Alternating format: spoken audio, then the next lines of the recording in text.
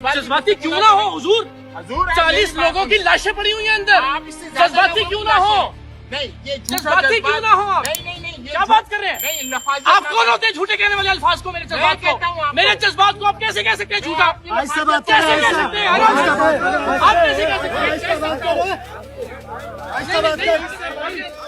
बुलाया आके कैमरे के सामने बात करना शुरू कर दिया। टोल प्लाजा के अंदर हमारे भाई फंसे हुए थे, उनकी वहां से बहाली के लिए मैं अपनी पाकिस्तान पीपल्स पार्टी की पूरी टीम के साथ वहां मौजूद था और हम अपने इस फलाही काम में लगे हुए थे और हमारी कोशिश थी कि हम उन मासूम जानों को जितना ज्यादा हो सके बचाएं जो अंदर जो है इसमें घिरे हुए थे। उस दौरान एक नाम नेहाद तंजीम जिसने एक नई सियासी पार्टी बनाई है जो पूरी दुनिया में ब्लैकमेलर के नाम से मशहूर है, जिसका नाम इकरारुल हसन है।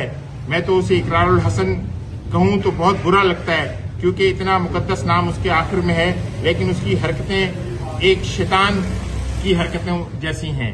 तो वो वहां पर न सिर्फ लोगों में इंतशार फैला रहा था, लोगों को मुंतशिर कर रहा था, लोगों को हुकूमत वक्त के अलावा वो बाकी लोगों के खिलाफ भी वरगला रहा था और जो वहां काम हो रहा था लोगों को बहाली का, आग बुझाने का, उसमें मुसलसल खलल डाल रहा था और दखल अंदाजी कर रहा था, जिस पे पाकिस्तान पीपल्स पार्टी बाशमूल मेरे हमने उसको न सिर्फ वहां से भागने पे मजबूर किया बल्कि हमने उसको ये तंबीह की कि आइंदा इस तरह की शैतानियत और अपने जादूगरी और झूठ पे मबनी गुफ्तगू से हमेशा परहेज करे और इस कड़े वक्त में उन मजलूम अवाम के साथ खड़ा हो जो वहां पर